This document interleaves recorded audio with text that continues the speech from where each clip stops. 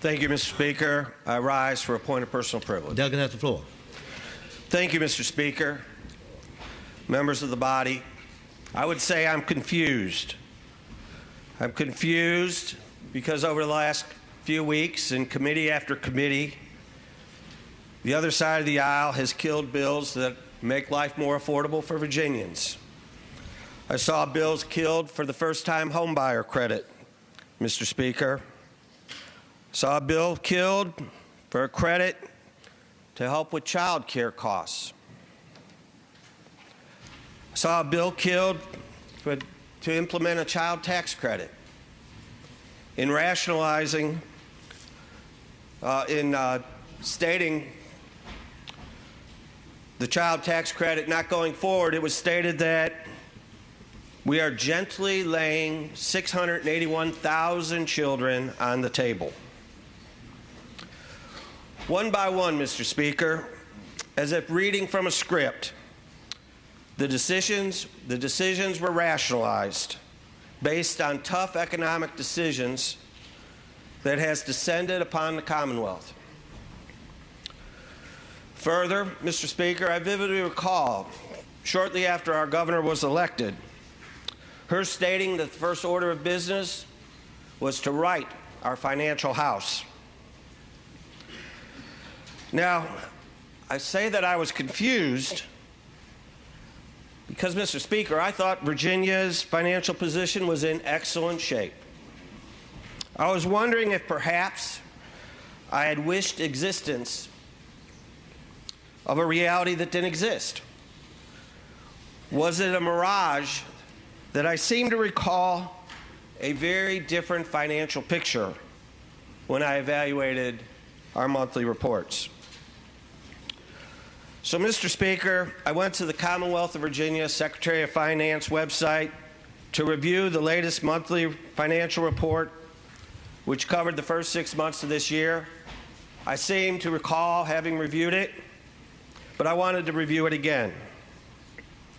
Mr. Speaker, you may be as shocked as I to learn that the December report had been removed from the website, despite the last 25 years of reports cataloged month by month. December was not there. The most recent release from January 14th that covered the first 6 months of this year had been removed.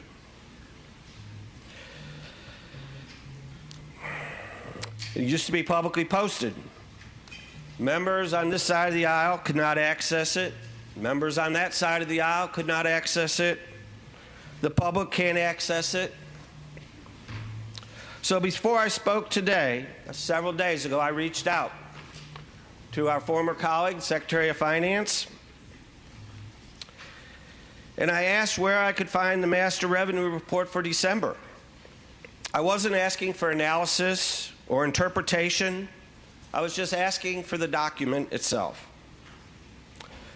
He was very responsive and said he would have it sent over to me in inter-office mail.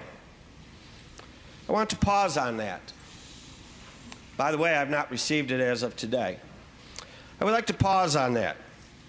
In 2026, in the middle of a budget debate, the Commonwealth's primary revenue document is not posted online, not archived, not accessible to members or staff.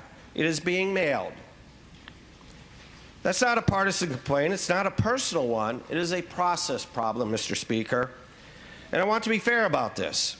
I don't know whether the governor knows that this document isn't available for legislators. I don't know what internal conversations have occurred. But I do know this. The governor could make this information available. She has the authority to make sure this process is transparent, and it shouldn't be controversial. When the revenue letter disappears, it weakens the legislature's position. It weakens the faith in the process for everyone. Now, have no fear, because not only do I remember what was on that report, but I also made a hard copy of it when it was released last month. Now, Mr. Speaker, what could be on that report that Democrats do not want Virginians to know? Could it be that our December revenues surged by 21% over the prior year? Could it be that our general fund revenues are 8.6% higher than last year? General fund revenues equals taxes. Now, Mr. Speaker, my income is not 8.6% higher than last year. Many of the constituents I represent, their income is not 8.6% higher than last year, but the Commonwealth's is. Could it be that our 6-month revenues are $1.2 billion higher than the assumed budget that we crafted less than a year ago? Could it be that our reserve funds are the 3rd highest in the nation? Almost 10 times the reserves that existed at the beginning of the Ralph Northam term? Mr. Speaker, as was shown yesterday, the Democrats have the votes in this chamber to do as desired. Democrats can vote down eliminating the car tax. They can vote down eliminating the remaining grocery tax. They can vote down creating a child tax credit or child care assistance credit.